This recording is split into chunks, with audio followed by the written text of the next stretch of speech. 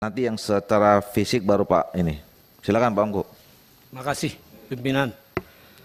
Yang terhormat Bapak dari Kementerian Dalam Negeri, dalam hal ini diwakili oleh Dirjen, Bapak Ketua KPU beserta jajarannya, Ketua Bawaslu beserta jajarannya, dan juga Ketua DKPP dan beserta jajarannya. Saya Ongko Hasibuan dari fraksi Partai Demokrat, Pak, pendatang baru saya di sini. Jadi kalau pertanyaannya agak-agak belum pas, juga saya mohon maaf yang sebesar-besarnya.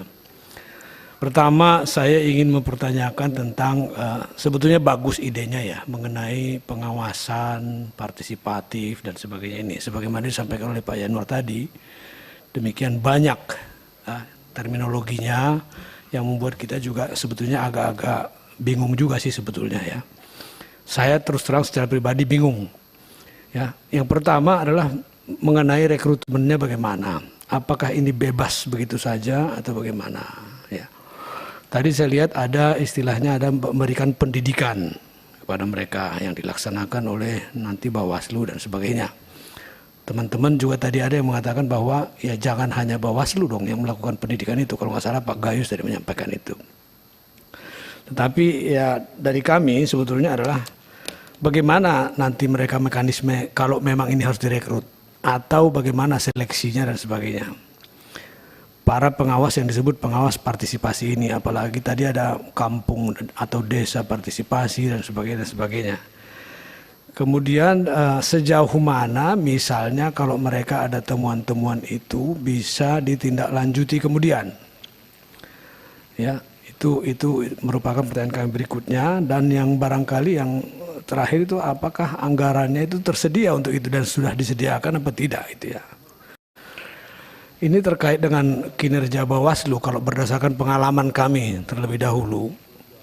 Ini juga kan ini nanti di sini dalam hukum yang kedua adalah mengenai Gakum tadi, Gakum ya.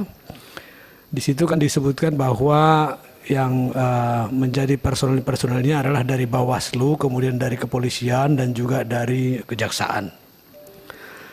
Praktek di lapangan itu ya mungkin saya mengalami pribadi ini ya beberapa tahun yang lalu, bukan hari ini tetapi sudah lama ya. Itu bahkan dari institusi-institusi tadi itu sebetulnya ada semacam katakanlah keberpihakan kepada kandidat tertentu dan sebagainya. Bagaimana Bawaslu menyikapi hal tersebut ya. Pada saat itu saya sendiri menelpon yang bersangkutan, salah satu institusi yang saya nggak usah sebutkan yang mana. Ini terjadi pelanggaran berat kalau menurut saya pada saat itu dari satu kontestan atau pada saat itu pilkada ya. Tetapi ketika saya sampaikan itu pelanggaran berat money politik yang operasinya sangat masif. Pada saat itu bawa berkarung-karung, tutup pintu, bagikan di dalam rumah. Ya, ketika tim kami itu menemukan kondisi itu, lampu di rumah itu dimatikan, ditutup, semua ditutup. Apa yang terjadi? Ya, tim saya itu kebetulan mau melokalisir daerah tersebut. Ya, mereka tidak mau keluar dari rumah itu. Akhirnya inisiatif daripada tim saya untuk mengambil salah satu sepatu daripada orang yang masuk dalam rumah untuk dibawa dilaporkan kepada penegak hukum sebagai bukti bahwa ini terjadi sesuatu di sana, tolong periksa gitu. Yang terjadi apa? Tim kami dilaporkan mencuri sepatu sebelah. Dan akhirnya masuk di sel ya. Padahal kasusnya yang dilaporkan itu tidak diproses sama sekali. Ketika saya waktu itu memprotes kepada institut, kepala atau komandan daripada institut tersebut, jawaban beliau adalah, "Bang, ini kalau soal money politik ini kalau abang mampu juga mainkan aja, kami nggak bisa apa-apa ini." Nah, bagaimana mengawasi mereka ini yang seperti ini gitu loh. Ya. Yang kita harapkan mereka menjadi pusat penegakan hukum terhadap pelanggaran-pelanggaran, tetapi yang terjadi adalah justru mereka yang melakukan pelanggaran, memproteksi pelanggaran itu, kita laporkan kepada mereka malah menyarankan silahkan lakukan sendiri kalau memang mampu. Nah, ini kan berbahaya. Nah ini saya nggak tahu, ini mungkin ya seperti kata Pak Junimar tadi, ya di daerah di lapangan ini jauh dari pantauan daripada masyarakat yang kritis.